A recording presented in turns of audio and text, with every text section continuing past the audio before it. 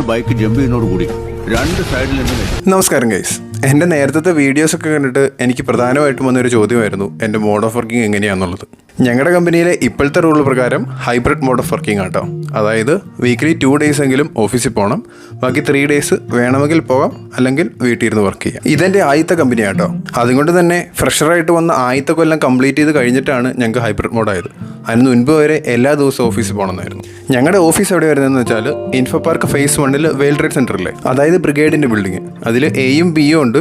അതിൽ ടവർ എയിൽ 6th ഫ്ലോറിലാണ്, tower ബിയിലാണ് IBM ഒക്കെ ഉള്ളത്. ഇന്ന് ഓഫീസിലെത്തിയപ്പോഴാണെങ്കിൽ ഇത്തിരി നേരവും പോയി. എന്നാലും കയറുന്നതിന് മുമ്പ് മുടി സെറ്റാക്കുന്നത് വളരെ പ്രധാനപ്പെട്ടതാണ്. അത് മിസ്സാക്കിയിട്ട് ഒരു കളിയില്ല. ഹെൽമെറ്റ് വെക്കുന്നതുകൊണ്ടാട്ടോ, അല്ലെങ്കിൽ പിന്നെയും കുഴപ്പമില്ല. ചെന്നപാട് നേരെ വർക്കിന് കയറി. കാര്യം പെൻഡിങ് ടാസ്ക് കുറച്ചെണ്ണം ഉണ്ടായിരുന്നേ. അടുത്ത ദിവസം വരാൻ പോകുന്ന ഫയർ ഡ്രില്ലിന് കമ്പനിയിൽ നിന്ന് കുറച്ച് പേരെ വോളണ്ടിയേഴ്സ് ആയിട്ട് സെലക്ട് ചെയ്തിട്ടുണ്ടായിരുന്നു. ഇന്ന് ഉച്ച കഴിഞ്ഞ് അവർക്കുള്ള ട്രെയിനിങ് ആയിരുന്നു. ഞാനും ഉണ്ടായിരുന്നു ആ കൂട്ടത്തിൽ. ബൈക്ക് ജമ്പ് ചെയ്യുന്നതോടുകൂടി രണ്ട് സൈഡിൽ നിന്ന് എക്സ്പ്ലോഷൻ ഉണ്ടാവും, ബോംബുകൾ. അത് നമ്മൾ ഗ്രാഫിക്സിൽ ആഡ് ചെയ്യും. അങ്ങനെ ഈ പ്രകടനത്തോടു കൂടി അടുത്ത ദിവസത്തെ ഫയർ ഡ്രില്ലിന്റെ മെയിൻ രോഗിയായിട്ട് ഞാൻ തിരഞ്ഞെടുക്കപ്പെട്ടു. വെറും തിയറി മാത്രമല്ലാതെ പ്രാക്ടിക്കൽ സെക്ഷൻസ് ഉള്ളതുകൊണ്ട് ട്രെയിനിങ് നല്ല ഇൻട്രസ്റ്റിംഗ് ആയിരുന്നു. അങ്ങനെ ട്രെയിനിങ് കഴിഞ്ഞ് ബാക്കിയുള്ള വർക്കും ഫിനിഷ് ചെയ്ത് അധികം വൈകാതെ തന്നെ ഞങ്ങൾ ഇറങ്ങി. എപ്പോൾ ഒരു വീഡിയോ എടുത്ത് തുടങ്ങിയാലും അതിൻ്റെ ഇടയ്ക്ക് കൈ കാണിക്കുന്ന ചില കൂട്ടുകാർ കാണിയില്ലേ, അതിൽ പെടുന്നതാണ് ആൽവിൻ.